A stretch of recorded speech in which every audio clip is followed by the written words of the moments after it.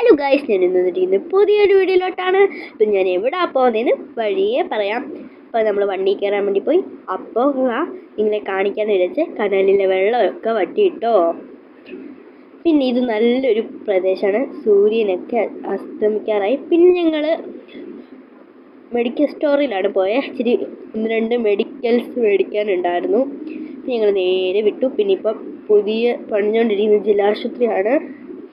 പിന്നെ നമ്മൾ പോകുന്ന വഴിക്ക് ഇച്ചിരി വെള്ളവും ഒക്കെ കുടിക്കാനുള്ള അതൊക്കെ മേടിക്കാൻ വേണ്ടി ഒരു കടയിൽ കയറി.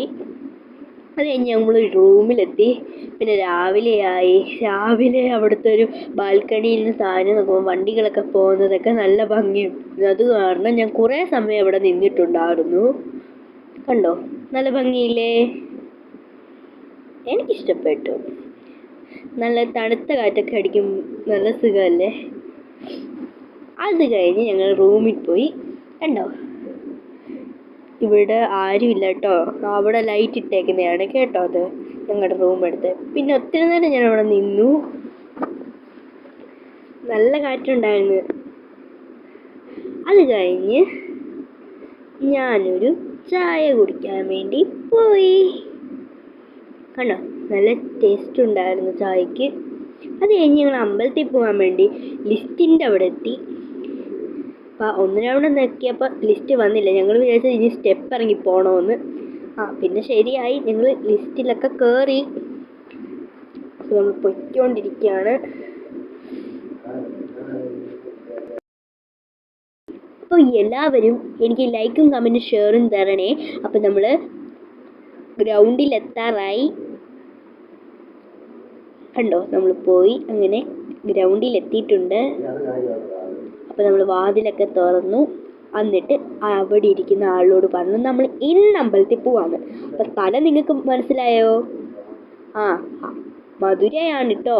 അപ്പം ഇതിൻ്റെ മണ്ടയ്ക്കുന്നാണ് ഞാൻ വീഡിയോ എടുത്തത്.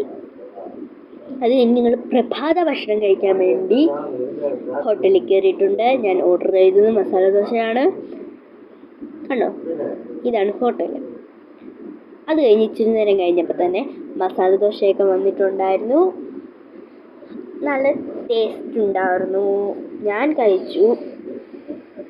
പിന്നെ ഞങ്ങൾ യാത്ര തുടങ്ങി. അത് കഴിഞ്ഞ് ഞങ്ങൾ അമ്പലത്തിൽ എത്തി. പിന്നെ അപ്പോഴാണ് അറിയുന്നത് ഫോൺ അലോഡ് അല്ലാന്ന്. അത് കഴിഞ്ഞ് ഞങ്ങൾ ചെടികളൊക്കെ കണ്ടു. വെളിയിലത്തെ ഭാഗം മാത്രമാണ് എടുത്തിരിക്കുന്നത്. അപ്പോൾ നല്ല ചെടികൾ നട്ട് വെച്ചിട്ടുണ്ട് അവിടെ. എനിക്കിഷ്ടപ്പെട്ടു. നല്ല തണലൊക്കെ കിട്ടുന്നുണ്ട്. അത് കഴിഞ്ഞ് അവിടെ തന്നെ ഒത്തിരി കച്ചവടക്കാരുണ്ടായിരുന്നു. അങ്ങനെ ഞാൻ ചെറിയ സാധനങ്ങൾ മേടിക്കാൻ വേണ്ടി കടയിൽ കയറി. അപ്പം റോഡ് സൈഡിൽ ഇട്ടേക്കുന്ന കടയാണ്. അപ്പം നമ്മളവിടുന്ന് കൊലുസ്, വള ഇവിടെ തുച്ഛമായ വിലയ്ക്കാണ് ഗൈസ് കൊടുക്കുന്നത്. നമ്മൾ സ്ലൈഡൊക്കെ എടുത്തു.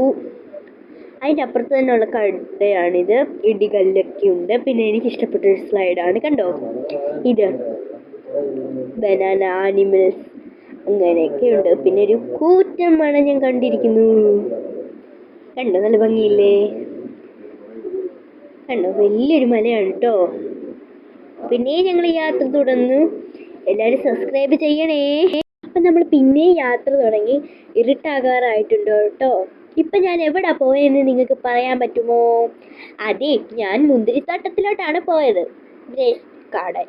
പിന്നെ പോകുന്ന വഴിക്ക് തന്നെ അവിടെ ചില സാധനങ്ങൾ വിൽക്കുന്നുണ്ടായിരുന്നു. ചില സാധനങ്ങൾ മാത്രം നമ്മൾ മേടിച്ചിട്ടുമുണ്ട്.